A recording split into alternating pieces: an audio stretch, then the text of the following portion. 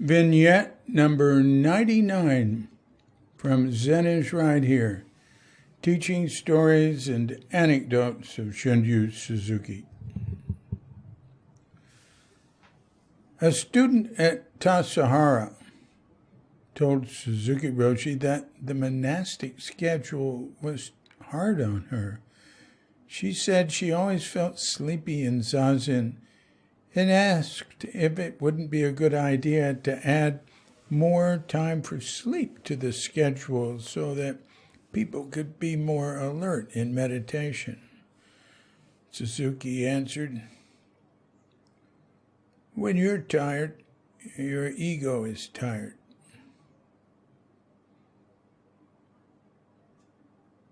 That's from me.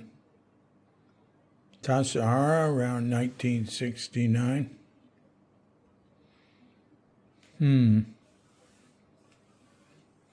Having spent a good deal of my life not getting enough sleep, I've come to question this approach, and now get plenty of sleep.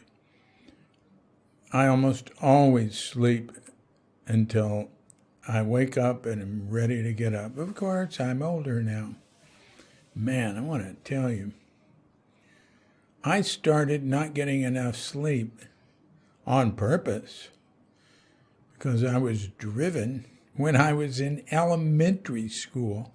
And what got me into it was a paper route, which was the most wonderful thing in the world. There I was, really young, like 10 years old, getting up in the dark. This was not the main paper in Fort Worth, Texas, which is the Fort Worth Star-Telegram. It was the Fort Worth Press,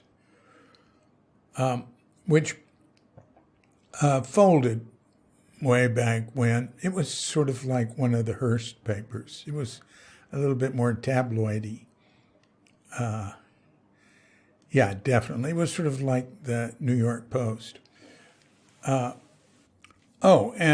I should point out that I was not the regular person with this route. I can't remember who it was, but just another kid in my elementary school, certainly one who was poorer or that needed money more than me, because we were not poor. And I didn't do it for money. I mean, I did it for money, but I did it for fun. Well, I'd do it whenever he needed me, and which was plenty. Oh, I loved it. God. And later I got a TV guide route. That was cool. That was back then. And one thing about the Fort Worth Press is it was a lot lighter than the Star-Telegram. Star-Telegram, you couldn't be that young and have a Star-Telegram route. In fact, I doubt if you could be that young and have a press route. It was probably against the law. But the guys who supervised the paper routes, who supervised all the kids throwing, they were, usually rather poor themselves and desperate to get everything done, so they'd take what came along. But anyway, I loved it. I threw it in the morning and the afternoon. And one of the neat things about it is it went into neighborhoods I wouldn't normally go into. I went into very poor black neighborhoods, with like just a dirt path sort of in front of these little wooden homes down by the creek, by the railroad tracks. I loved going in there and throwing their papers. Paper was cheap. And guess what? People could own their homes then. Poor people could. Poor homes. But, I'm not saying they all own them, but that was done a lot. Money went further then. Way further. There was much better distribution of wealth. But anyway, pardon me. Back to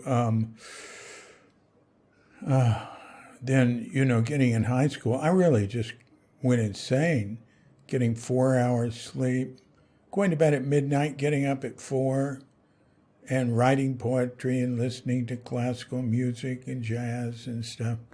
Sleeping through anything at school that bored me. Crazy. And, then I get into Zen. I want to tell you, at Tassajara, I lived tired. At Zen Center, I was always staying up late, getting up late. And I could get by with less sleep than a lot of people. Dan Welsh didn't need much. Jed Lindy didn't need much. Bill Lane didn't need much. I knew who the people were who could stay up late. Covincino, Nils Holm, Bob Halpern. But I have nothing, I loved it. I have nothing but good memories about it, except I was tired. And boy, I'll tell you, I slept a lot in Zazen, but that was okay because my ego was tired too. And now I understand sleep a little better. I think it's good for you. And I don't believe that. Maybe for a session or something. And in a session or retreat, I did a Vipassana retreat here where we were going to sleep at 10 and getting up at 3:30. Wasn't really going to sleep at 10, maybe more like 10:30.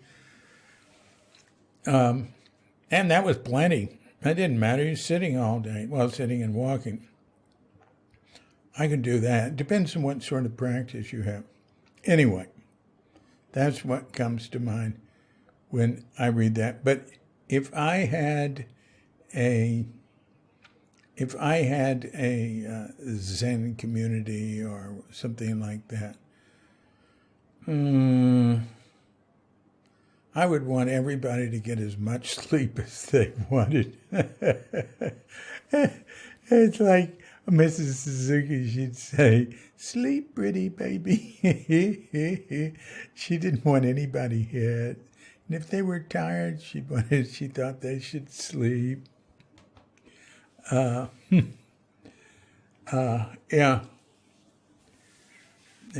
Well, I remember Bob Halpern told me about a master who was like that in Japanese or Chinese tradition and didn't have any stick and was nice to his students. And Bob said, and he had no successors. So, my advice to you is get plenty of sleep and practice like your head was on fire.